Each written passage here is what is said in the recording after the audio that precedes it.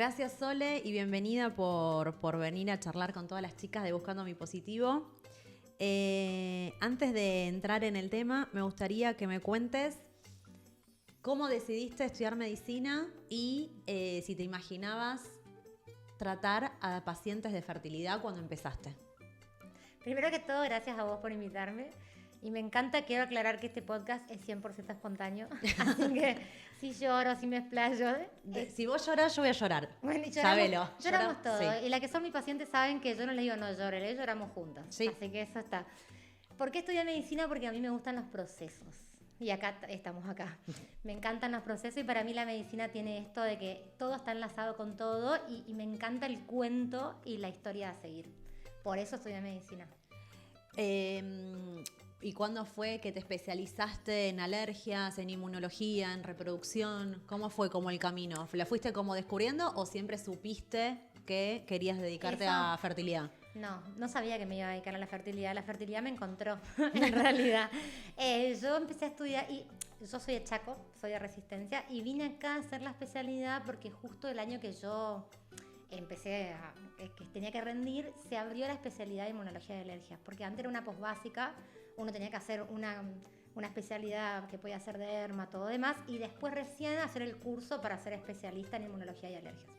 El año que yo me tenía que anotar, justo se abrió la residencia directo. Entonces vine al Durán y hice la especialidad de inmunología y alergias, donde tuve un año de clínica, un año de inmunología. Y en ese año de inmunología yo me puse en contacto, justo me contactaron, estaba junto a mi jefa de residentes y a los residentes que estaban arriba mío en ese momento, con un grupo de investigadoras de CONICET que estaban trabajando en biopsias de endometrio. Entonces ahí fue donde empecé a estar en fertilidad. Después pasé por alergias, pero ya me di cuenta de que me gustaba mucho más esto, entonces seguí en toda esta línea de la fertilidad. Y vos dijiste que estudiaste medicina porque te gustan los procesos. Sí. Ahora, la fertilidad, la mayoría de los casos es un proceso largo Sí. y lleno de preguntas y lleno de interrogantes y muchos todavía no tienen respuesta. ¿Qué es lo que más te gusta? Y yo creo que lo que más me gusta de la fertilidad es que es un desafío. ¿Sí? Es un desafío que es multifactorial y que tiene muchos participantes, porque tiene la mujer, la pareja, ¿sí? El útero, el embrión, y por ahí vemos a la fertilidad como algo del órgano reproductivo del útero, pero en realidad no, la fertilidad es de todo el cuerpo.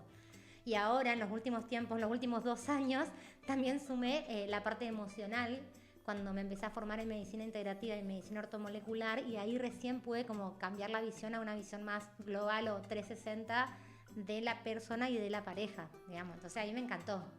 Bueno, y hablando justo esto de emocional, cuando las pacientes llegan a vos, me imagino que llegan como emocionalmente devastadas después de fallas de implantación o pérdidas o que sus médicos no tienen respuesta o necesitan sumar una especialidad más. ¿Cómo acompañás a las mujeres o a las parejas y si te afecta o no te afecta cada historia? Sí, a mí me costó un montón, por eso a mí me encanta lo que hago y siempre estoy como buscando algo más como para sumarlo, porque son pacientes muy especiales, ¿sí? Son pacientes que Lo sé. Si lo enumero, me lo viviste, ¿sí? Y cada vez que hablamos me lo contás, pero son pacientes muy especiales que tienen como muchos rasgos en común, que es como un camino largo recorrido, la falta de respuesta, la investigación de su propio caso todo el tiempo, los profesionales que tienen diferentes opiniones, Sí. ¿sí?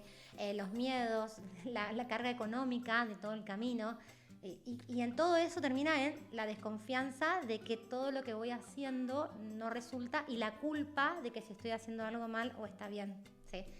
Entonces a mí me costó mucho en un principio como entender lo que estaba pasando, entender también, tener paciencia, no enojarme, entender que por ahí el enojo o las actitudes que por ahí tenían no eran conmigo, eran con la situación. Obvio, ¿Sí? obvio. O por ahí llegaban a vos o llegan a vos después de, como te dije, es como que siento que a veces los médicos de fertilidad, o los ginecólogos especialistas en fertilidad, derivan a una inmunóloga o derivan a otra especialidad cuando se les van quedando sin respuestas ellos. Igual está bien que eso Sí. pase, pero digo, la paciente llega a vos ya con un camino recorrido. O sea, vos no la agarrás de cero o al principio del tratamiento. Ya llegan a vos frustradas o, como decís vos, enojadas y por ahí hagas vos los platos rotos. Sí, ahora ya no, porque ahora ya entendí, ya aprendí. Yo en el 2024 hice un posgrado en psicología de la reproducción también, como para poder entenderlo realmente, que me gustó un montón, y era la única médica ahí, y era como, ¿vos qué haces acá? Y fue re divertido, la pasamos re bien, y sigo en contacto con un montón de psicólogas y acompañantes, por eso también ellas me derivan pacientes, porque a mí me gusta mucho que el paciente entienda qué puede hacer, qué no puede hacer, qué no es su responsabilidad. Entonces charlamos un montón de estas cosas. Ay, me olvidé lo que iba, todo esto. Que llegan a vos, las pacientes llegan a vos, Ah, no desde el sí. principio, sino con un camino recorrido. Llegan con un camino recorrido enorme y llegan de diferentes lugares. Y por ahí los médicos me dicen, ay, no, mis pacientes son re complicadas. Y yo digo, todas mis pacientes son re complicadas, claro, porque a mí las pacientes llegan buscando una respuesta que no están encontrando. Entonces, claro, siempre es así. Que otro médico no le está pudiendo dar. Que no le está pudiendo dar, pero no porque no sepa, porque yo digo que cada uno es especialista en el área que busca. Yo soy especialista en mirar de lejos. Entonces yo le digo a la paciente, mándame todo que yo lo voy a mirar. Entonces yo, cuando empiezo a preguntar de más, muchas veces se empiezan a poner nerviosa, porque yo le digo, cuando hay pérdidas de embarazo, yo le digo, perdóname, pero yo te tengo que preguntar todo otra vez. O sea, te tengo que hacer pasar todo el recorrido otra vez.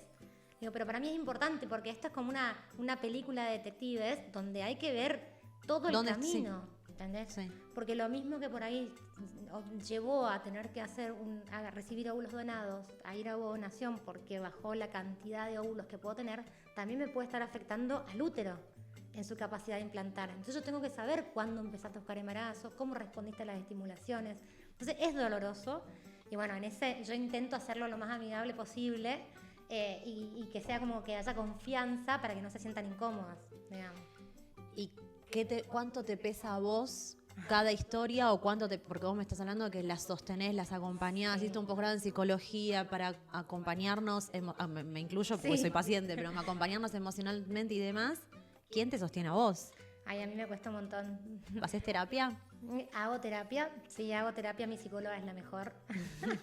Mi psicóloga es la mejor y creo que voy a llorar ahora ya. Bueno. Que no, mi psicóloga es la mejor, pero yo cuando hice el posgrado en psicología de la reproducción, el año siguiente me invitaron a hablar, a dar una clase de la importancia de la vinculación entre médicos y pacientes y de las herramientas que tenía, de médicos y psicólogos, y de las herramientas que teníamos para hacer esa vinculación. La verdad que no encontré nada. O sea, fue como graciosa la clase, porque digo, chicas, busqué por todos lados, no encontré, porque no estamos acostumbrados como profesionales a vincular el psicólogo con el médico, no existe. Y inventé unas que a mí me parecían que eran prácticas y hablamos de eso y después ¿tienen preguntas? Sí, y me preguntaron a mí cómo yo hacía y bueno, me largué a llorar. Tipo, le digo, porque para mí es re frustrante y tuve que mirar de lejos. Tipo, tuve que hacer lo mismo que yo hago con las pacientes. Y hacer un trabajo interno. Sí, pero tuve que mirar de lejos, porque en realidad si las pacientes, como vos decís, no vienen a mí recién a buscar, se hace el tratamiento y tengo una tasa de embarazo del 60%, porque a mí me llega ese 40% o ese 10% que en realidad es que tiene la falla y que no tiene respuesta. Entonces yo no puedo pretender tener una tasa de embarazo del 60%, ¿entendés? Porque hay cuestiones que no podemos diagnosticar y entonces, bueno, a mí me costaba un montón hasta que pude ver que en realidad tener una tasa de embarazo del 30% yo, que es la mitad, es un montón. Es un montón. Es un montón, ¿entendés? Y en los casos de pérdidas de embarazo recurrentes muchas veces vuelven a ocurrir las pérdidas y tipo, es como, yo incluso me sentía que era mal profesional. En un momento le decía a la médica con la que trabajamos juntas, digo, hay días que me siento una estafadora, ¿entendés? Hasta que, bueno, fui haciendo todo ese camino y ese trabajo y perdonándome un poco también, digamos. Y ahí fue que me sentí mejor y puedo seguir, pero es un peso para mí también. Y es que aparte llegamos a vos como el último manotazo ahogado, es como, bueno, el médico no pudo, esto no pudo, hice este camino, esto no pudo. Es como, tomá, lo pongo todo en tus manos, No, pero y aparte, fíjate qué haces. después porque yo hablo con las pacientes en la consulta, tipo, hablo y hablamos de cualquier cosa, casi que cuando nos sobra el tiempo ya hablamos de cualquier cosa. Y le decía a una, yo tampoco puedo pretender tener una tasa de embarazo del 60%, ni del 100%, ni del 90%, porque si no, no estaría acá. Claro. No estaría acá haciendo la entrevista con Gianni, estaría en Dubái Claro. haciendo la entrevista. ¿Entendés? Sería... Sí, y si tú eras la solución mágica, olvídate. No estaríamos Sí. acá si tuviera la solución mágica, digamos. Ya es un montón igual lo que puedo aportar. E incluso, esto es re importante, que hay pacientes que no se embarazan o que no lo logran y que igual están felices. ¿Sí? Y es que... Y eso a mí me hace bien. Sí, es que hay que trabajar mucho emocionalmente, de que una hace todo y obviamente quiere lograrlo y yo siempre digo que solo una, bueno, si te en pareja la pareja, ¿no? Yo hablo Sí. siempre del lugar de la mujer, pero que solo una puede decir como basta, hasta acá, no puedo más. O pausas, tener pausas de 6 meses, 1 año para después retomarlo, pero a veces el camino te da un negativo como resultado. Sí. Y hay que trabajar mucho emocionalmente para poder aceptar ese resultado. Y que es parte, así como está la beta positiva, está la beta negativa. Totalmente. Y es Sí. una posibilidad. Pero hay betas negativas que se pueden como acompañar de diferente manera. Muchas veces me pasa a mí que me dicen, tengo indicación de mis médicos de hacer ovonación, pero yo no me siento preparada. No. Yo- Tienes que estar preparada vos y yo quiero- decidida vos. Yo quiero volver a usar mis óvulos, me dice, porque yo siento que puedo. Y entonces yo le digo, bueno, yo te O voy a... que al menos quiero probar. No, o que es el paso que necesitas para después decir, bueno, yo me voy a sentir contenta y convencida. Porque no hay nada más. Yo les digo, bueno, yo te acompaño, vamos a hacer todo y puede resultar o puede no resultar en una beta positiva, en un embarazo y en un nacido vivo en casa.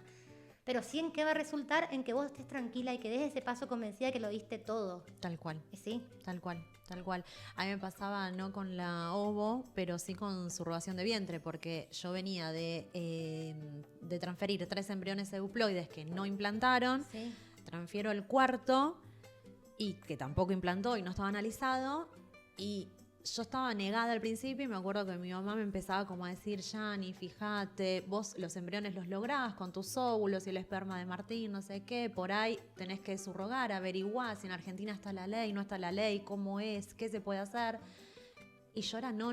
Me acuerdo que al principio era un no rotundo y como decís vos, hasta que me fui como convenciendo, hice todo un camino de 6 meses emocional Sí. y con Euge de descubrir un montón de diagnósticos. Transferí el 5.º embrión y a mí me queda 1 y yo cuando transfiero el 5.º embrión, que hoy es Mateo, Dijiste me bien. acuerdo que ya ese no rotundo era bueno, si esta beta es negativa, al menos voy a preguntar, voy a empezar como a averiguar. Sí. Para el embrión que tengo congelado, no sé si lo voy a transferir yo o habría como ese abanico, esa posibilidad, pero es como decís vos, una tiene que convencerse y estar decidida. El médico puede sugerirlo, obviamente, por laboratorio, por estudios, darte la realidad en la mesa, pero después es una la que tiene que decir sí ahora o no todavía. Es que nosotros como médicos tenemos la función de Acompañar. acompañar, pero de informar lo que corresponde informar, ¿sí? O yo tengo que decirte, mira, vos tenés una insulinoresistencia, ¿sí? A mí me gustaría, los artículos científicos dicen, la evidencia demuestra que esta insulina tiene que estar en un valor X. Después me decís, mira, yo no puedo, no puedo porque Claro. me genera mucho más estrés, no puedo con la alimentación, no puedo con el ejercicio, no tengo tiempo, estoy angustiada, y entonces yo no le voy a decir, bueno, si la insulina no está acá, vamos a llegar a la mejor versión, porque Sí. nada es determinante, ¿eh? O sea, yo muchas veces le digo a las pacientes, yo tengo pacientes que no hacen nada y se embarazan igual. O sea, Estuve muy enojada con esa o hacen situación muy yo. poco, ¿entendés? Yo tengo una paciente que no voy a decir el nombre, que es médica, es amiga de una conocida también, de otra persona, que me dice mi amiga, pero tiene cosas en el laboratorio, por ejemplo. Y yo digo, pero no vino, no, porque le da vergüenza, pero ya se transfirió. Y fue como... Y cuando vino tenía un montón de cosas. Para corregir, digamos. Pero arreglamos 3 cosas y está re embarazada y le fue bien igual. Sí, porque- eso pasa también. ¿Pero por qué? Porque por eso yo insisto en la historia y el tiempo, porque muchos factores tienen importancia por el peso, porque hace cuánto tiempo que están presentes, ¿entendés? Y hay veces que podemos verlo y hay veces que no. digamos. Vos hablabas recién de esto de psicólogo médico y que no es que están acostumbrados a esas dos especialidades, trabajar en conjunto y en equipo. Igual yo creo que de a poquito hay algunos médicos que están como poniéndole la carga a la emoción que se merece Sí. y que es parte y que a veces debería estar como en el primer resultado. O sea, a veces yo siento que a veces pesa más lo emocional que, no sé, que un resultado de un laboratorio. Sí. Si emocionalmente estás destruida y el laboratorio te dio bien, no, ¿qué resultado o qué va a tener eso, qué impacto va a tener eso en mi cuerpo? Ahora, ¿qué opinas vos de cuánto pesa o qué importancia tiene tener una mirada integral en fertilidad? Es que para mí la mirada integral en fertilidad es clave. Es clave. Porque vos me decís esa emoción, pero esa emoción sí es un sentimiento, pero finalmente se traduce en química, se traduce en hormonas y en un impacto final a nivel de todo el cuerpo. ¿Sí? ¿Sabes cuál es la cagada? Que el estrés todavía no se puede medir en un laboratorio. Yo creo que cuando ¿No? los estrés se pueden medir en un laboratorio, todos los médicos le van a dar bola. Pero pasa que el estrés es muy complicado de medir porque tiene curvas No, el obvio. cortisol y es multifactorial y demás. Pasa que, bueno, por suerte es como que yo creo que la medicina en un momento fue como necesitando ir del médico general al especialista determinado. De ahí donde uno se fue alejando de la visión integral. Claro. Hay que tener todos los tipos de médicos, ¿sí? Como el médico que mira todo y el especialista en cosas chiquitas. ¿entendés? Y el trabajar en equipo. Y Obviamente, trabajar en al haber equipo, tantas obvio. especialidades, es Sí. fundamental el equipo. Totalmente, sí, sí, es así. ¿Qué relación tiene nuestro sistema inmune con la fertilidad y el embarazo? Y tiene un montón, porque, bueno, volviendo al tema de las emociones, el sistema inmunológico es un sensor, funciona como un sensor, porque está hecho para eso, para sensar el peligro, finalmente, que el peligro puede ser una infección, que es lo que nosotros reconocemos como sistema inmunológico, pero el peligro pueden ser los tóxicos ambientales, puede ser el estrés crónico, porque el estrés viene del peligro. Claro. O sea, las hormonas del estrés es porque tenemos riesgo inminente de vida, pero ese riesgo inminente puede ser porque estoy durmiendo mal, porque no tengo acceso a la comida y tengo muchas horas de ayuno y estoy muy estresado por lo que me representa no lograr el deseo de ser madre. O sea, ¿qué tanta verdad hay en eso que se dice que si estás muy estresada, el cuerpo como que entiende que está en estado de supervivencia y entonces lograr el embarazo es mucho más difícil? Pero es que tiene mucha lógica, pero hay estudios, mucho sentido, lógica y fisiología de fondo, digamos. Pero hay estudios, por ejemplo, que hablan de que ese estrés tiene que ser sostenido en el tiempo. Hay un estudio que, bueno, justo hice un video de eso para el Instagram, donde mide los niveles de estrés por cuestionarios y estudios y demás en la beta espera, ¿sí? Y no importa lo que pase en la beta espera, en realidad lo que importa es lo que pase el tiempo antes, Sí. 3 a 6 meses antes, ¿sí? Entonces, bueno, va a eso, digamos, es muy importante el estrés y el sistema inmunológico y todo porque están todos vinculados, ¿sí? Vos al principio decías como que vemos la fertilidad como el útero y el embrión sí. Nada más y que es mucho más complejo. ¿Qué otras conversaciones o qué otras cosas pasan en el cuerpo que afectan a la fertilidad? Todo pasa, porque todas las conversaciones que pasan en el cuerpo finalmente usan... ¿Todas impactan en la fertilidad?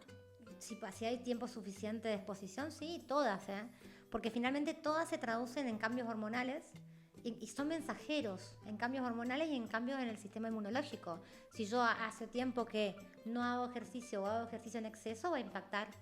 Si duermo poco o duermo de más, va a impactar.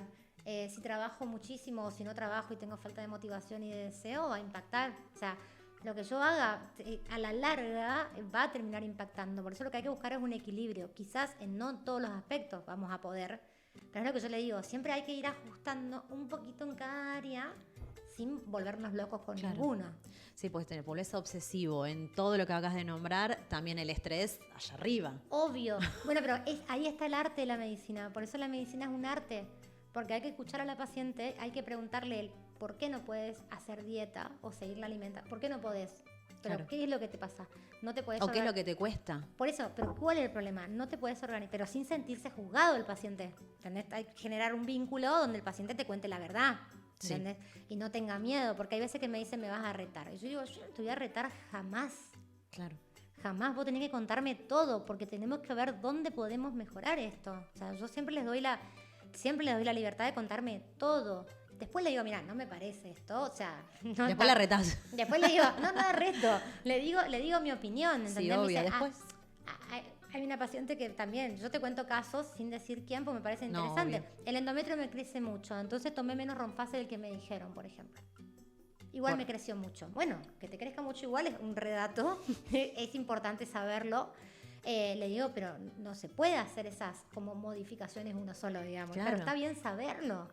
Hay pacientes que me decían, los óvulos de progesterona no, yo me los pongo con un aceite, se los ponía, por ejemplo. El problema no es, ¿pero y por qué? No, porque tengo mucha sequedad vaginal. ¿Y vos le contaste a alguien? No, simplemente me ponía el aceite. No. O sea, lo solucionaba de esa manera. Y sí, porque no se animaba a decirlo. Claro. Pero el tema de que ya tengas una sequedad vaginal que no sepa resolver puede ser la causa de que tengas infecciones ginecológicas recurrentes. Sí, entonces, obvio. si yo me pongo a juzgar y no le doy el lugar, me pierdo un montón de información que me va a ayudar a ayudarla a ella. ¿Entendés? Tal cual. Y sí. ¿En qué momentos o en qué situaciones, te iba a preguntar, un médico tiene que derivarte a la paciente, pero me voy a poner en lugar de paciente siempre, entonces, ¿en qué momento una paciente que está buscando embarazo no la derivan con un inmunólogo, pero vos le recomendás que tenga una consulta? Sobre todo cuando tienen enfermedades autoinmunes o anticuerpos reconocidos o endometriosis, que ya sabemos que es una enfermedad de base inmunológica. Por más que tenga impacto reproductivo y en un montón de órganos, tiene una base inmunológica. Para mí eso es importante. O cuando no tienen respuestas claves, ¿sí? Porque a mí yo digo, esta B12 estaba baja en el 2022, en el 2025, sí, pero ya la subí. ¿Pero y por qué baja? ¿Por qué está bajo? ¿Entendés? ¿Por qué tenés anemia? Sí, tomé hierro. ¿Y por qué tenés anemia? Porque tenés mucho sangrado menstrual, porque no absorbes el hierro, porque tenés enfermedad celíaca, no sé. No, nunca me estudiaron porque me dan hierro y sube. Y no. Claro. Ahí puede estar la respuesta, en la causa, no en poner curitas. ¿Entendés? Es que eso, bueno, viste, está como se dice como los médicos, la vieja escuela y la nueva escuela. Y la vieja sí. escuela es me duele la panza, te dan algo para el dolor de panza, pero nunca investigan por qué me duele la panza o nunca importa la causa del dolor, sino es como que te doy esto, curate y ya está listo, pasó. Sí. Es que en realidad una vez puede pasar. Sí. ¿Sí? Una vez tengo anemia, tomo hierro y ya está. Pero si lo ves, esa causa... Algo te estás diciendo. Pero esa causa va a salir por otro lado. Es como cuando estoy estresada, no duermo, tomo un clona. Claro. Y todo lo que pasa en la cascada del no dormir, el estrés y toda esa historia, va a salir por otro lado. Sale por una insulina elevada, por un colesterol elevado. Claro.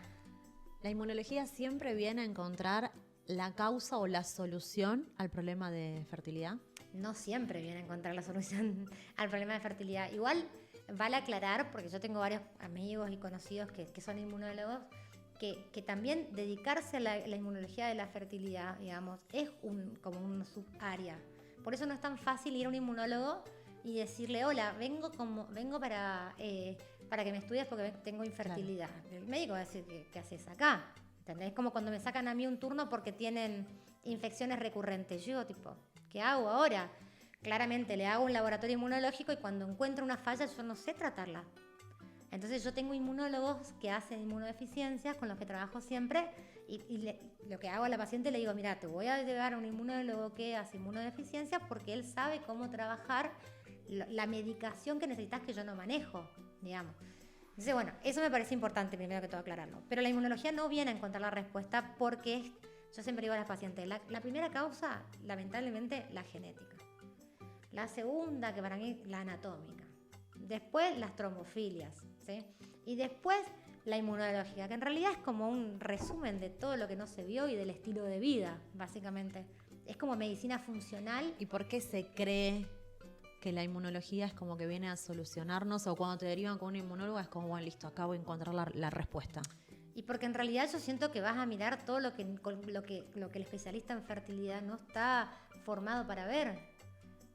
Sí, es como cuando a mí me dicen, te digo la medicación que usé en la estimulación. Y yo tipo me dice, te la mando. Y le digo, no me la mandes porque no la sé mirar. Claro, no entiendo eso. No entiendo. Y no es que solo no entiendo, no quiero entender tampoco. Porque claro, no es mi área. Mi cerebro no funciona así. Mi cerebro no va para ese arte. Ese arte o lo tenés o no lo tenés. ¿Entendés? ¿Qué sentís que puede cambiar o qué cambia? Porque vos sí trabajás en equipo con varios especialistas. Sí. Cuando ven la mirada integral o cuando tratan a una paciente en equipo, ¿qué cambia? No solo en los resultados, Sí. en los diagnósticos, sino en la paciente. ¿Qué sentís que Ay, cambia? la paciente cambia un montón. La paciente cambia un montón porque primero que se acabaron los dimes y diretes. Yo te hago preguntas que yo ya sé la Sí. respuesta, pero porque Pero lo que viví, son- pero son- sí. Es que yo ya sé que vos lo viviste, tal cual. Cambia un montón en la paciente porque se acaban las múltiples opiniones, ¿sí? Es ideal que los médicos hablen entre ellos. O sea, porque a mí también me pasan todas. Hace 13 años que hago esto. Claro. O sea, yo ya las pasé todas, yo ya los conozco a todos. Entonces cuando me dicen, voy a hacer tratamiento con tal médico que tiene tal terapia, digo, nunca lo escuché, permitime dudar, ¿entendés? Claro. Porque no puede ser que nunca Nunca lo hayas escuchado en estos años. Sí, ¿entendés? No sé, permitime dudar. Pero yo tengo esa teoría de que para mí es mejor que los médicos hablen entre sí porque se descubren cosas también.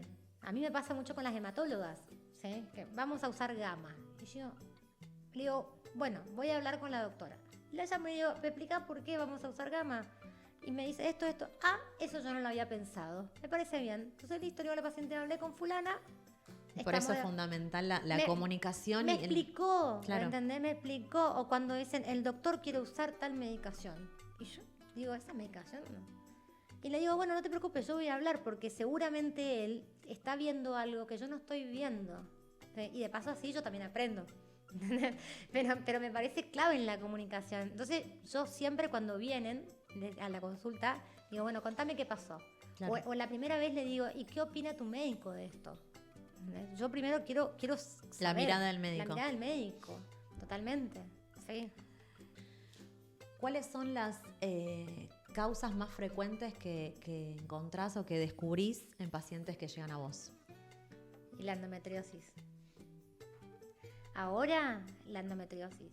¿Está de moda? Ahora es como que siento que... ¿Vos sabés que no sé si está de moda, ahora todas tenemos endometriosis o finalmente nos dan bola a los síntomas y nos piden los estudios que hay que pedir y la diagnostican antes? Y para mí pasa medio que un poco de todo igual, ¿eh? Para mí tiene que ver con los disruptores endocrinos, que están aumentando un montón. Los disruptores endocrinos, para los que no saben, Sí. los disruptores endocrinos son sustancias químicas que están en lo que usamos en el día a día, está en contacto con nosotros, que cuando entran tienen acción de estrógenos, o sea, tienen acción de hormonas, ¿sí? Entonces esas hormonas llevan al aumento sostenido del crecimiento del útero, ¿sí? Y entonces los foquitos de endometriosis van apareciendo y van creciendo y demás. Para mí tiene que ver un poco con la parte ambiental, que viene por ese lado, pero para mí también es el hacer foco en buscarla, ¿sí? Por Entonces, eso cambió en los médicos, por eso ahora hay más enfermedades. Sí, para mí cambió en los médicos y cambió también en la tecnología. Antes era endometriosis diagnostica por cirugía. Claro. Punto, se acabó. Pero con el avance en la forma de diagnosticarlo, o sea, en la calidad de las ecografías y de las resonancias y en la formación de los profesionales, también con el crecimiento de la falla reproductiva, ¿no? Sí. Y sí. Sí. Entonces empezó a explorar más y a formarse más y a tener más ojos, se empezó a diagnosticar. Yo les digo a las pacientes, yo te voy a pedir un estudio para buscar endometriosis, ¿sí?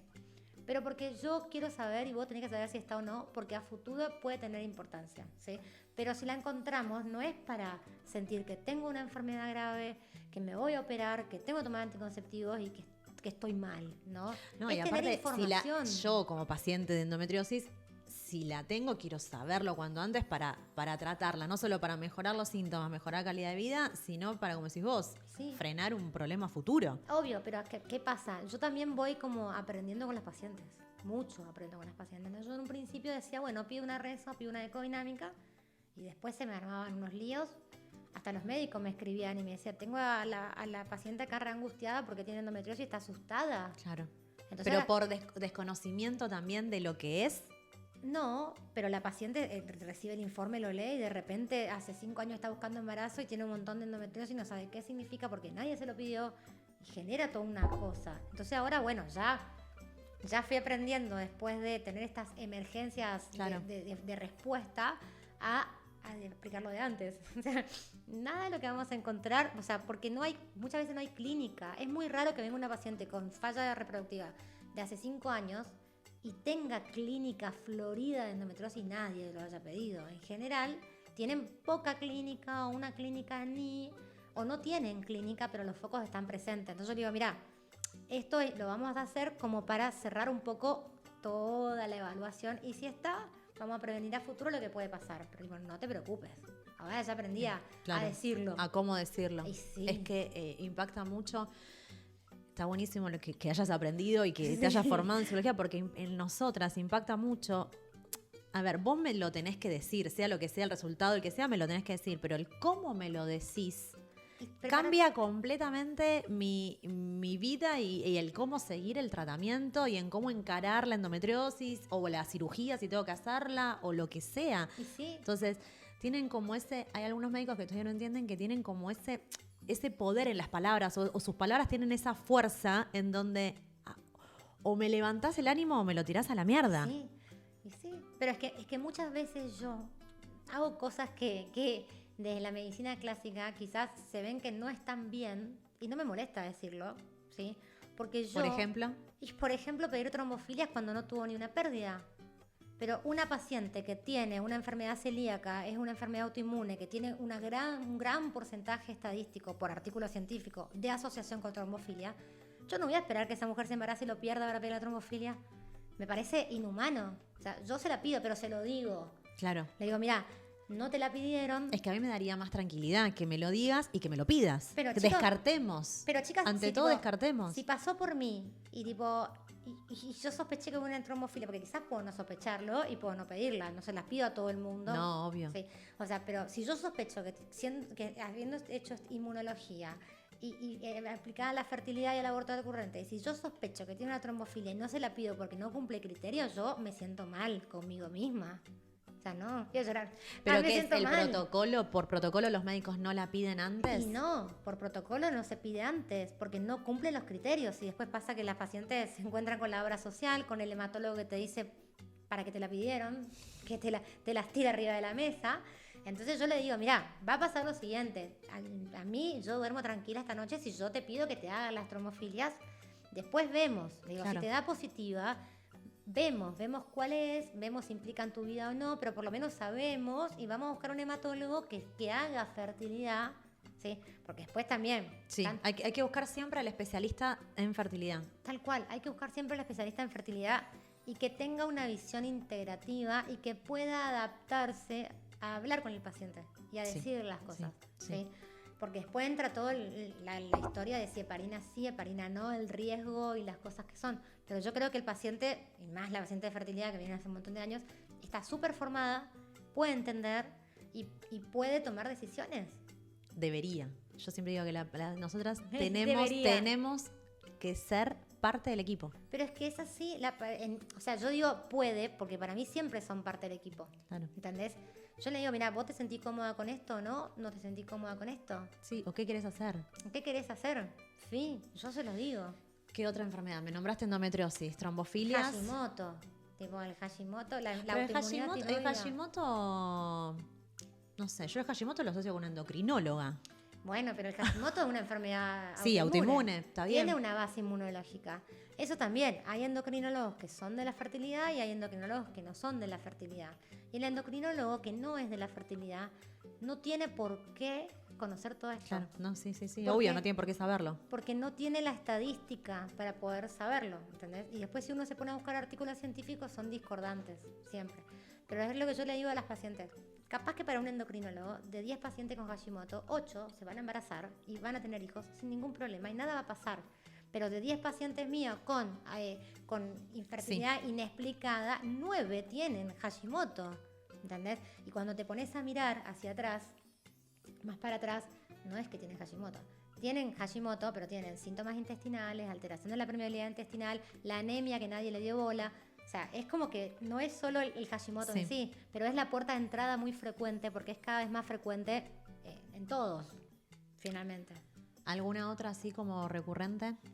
Y bueno, el síndrome metabólico, el colesterol alto, la insulina alta, son muy frecuentes y son cosas todos esos son que no se miran.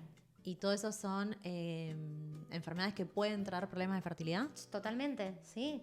Todas esas son, por ahí no son enfermedades, son marcadores de inflamación, Ok, pero que pueden afectar al útero, porque el sistema inmunológico del útero regula la formación de vasitos y todos los factores inflamatorios del cuerpo terminan regulando la calidad de esos vasos, ¿sí? El sistema inmunológico del útero tiene curvas, va subiendo y bajando, tiene que regularse, tiene que ir, casi tiro todo el salón, el cosa. Tiene curvas que tiene que seguir, entonces uno tiene que tratar de simular o seguir esas curvas. Entonces cualquier factor inflamatorio que sea persistente me puede afectar, ¿sí? Entonces hay que mirarlo. Para mí los menos mirados claro. son los síntomas intestinales y la mala absorción de los micronutrientes que son importantes para, como que te baja las defensas del útero, digamos, que eso no los miramos. El Hashimoto, porque si la TSH está bien, el anticuerpo no importa y el por qué hice la autoinmunidad tampoco, ¿sí? Los ciclos, los cambios en los ciclos menstruales, ¿sí? El spotting y todo eso, total, tener anticonceptivo o que no ovule y quizás tengo el ex ovario poliquístico y nadie lo miró. Claro. ¿Sí? Toda es la prolactina alta cuando ya no, pero si estoy haciendo ovonación no importa, la prolactina regula el sistema inmunológico, a mí también me importa esa prolactina. ¿Entendés? Claro, puede ser que hay muchas pacientes que hacen ovo, es como dicen, bueno, ya está, es como que no me estudio más o no le doy más bola al cuerpo, pero el óvulo es una parte, después está el útero, está la comunicación, está la implantación que Todo. tiene que dar, y ahí sí importa todo tu cuerpo. Totalmente, sí. Pero es como que, no es que se relajan, pero es como que dicen, bueno, ya está, como voy a ovo y ya lo acepté, Ya yo está. no importo. No. Es como resultados del laboratorio no importan. Y no es así. Bueno, yo cuando tengo las pacientes que por ahí me dicen, bueno, quiero usar mis óvulos y me dicen que vaya a óvulos, yo le digo, bueno, vamos a trabajar porque si tenés que ir a óvulos, lo que vamos a hacer para la calidad de óvulos, porque cantidad no vamos a ser hipócritas, digamos, no va a subir, pero sí podemos mejorar la calidad, ¿sí? Y finalmente no sabemos si esa indicación de óvulo es por algo endometrial finalmente y le estamos echando la responsabilidad al óvulo. Al óvulo, no sabemos, porque no podemos saber la calidad del óvulo, porque no podemos saber cómo está el sistema inmunológico del endometrio por más que hagamos una biopsia, porque esto es dinámico, cambia mes a mes. Ahora vos decís, no podemos saber la calidad del óvulo, Y pero no. acabas de decir, no la cantidad obviamente, pero sí podemos mejorar la calidad. Sí, podemos mejorar. O sea, ¿la calidad del óvulo se puede mejorar? La calidad del óvulo se puede mejorar. Sí, hay que ver hasta cuándo podemos mejorarla y si es suficiente para que tenga una fertilización y que evolucione. Lo que no vamos a poder mejorar es la genética, que eso sí sabemos que va a qué cosa, pero la calidad del óvulo sí, porque el óvulo, cuando se empieza a reclutar como un folículo, se desarrolla en un ambiente, en el ovario, que puede ser un ambiente favorable o desfavorable, ¿sí? Pero lo que no se puede mejorar es la calidad del óvulo este mes. Dejo de fumar el mes que me voy a estimular y me voy a transferir. Y no. No, obvio. Pero 6 meses antes se puede trabajar. Quizás no es suficiente, porque si esto viene hace 10 años, con 6 meses no nos va a alcanzar o no podemos ir para atrás en la biología. Pero sí podemos trabajar en el ambiente inflamatorio donde se desarrolla ese óvulo y eso impacta en la calidad. Como hablamos antes, con las pacientes que cuando llegamos a vos venimos de un largo recorrido y de sentir a veces o muchas veces que nuestro cuerpo no está respondiendo o que nos está fallando. ¿Qué le dirías a una mujer que siente que su cuerpo le está fallando?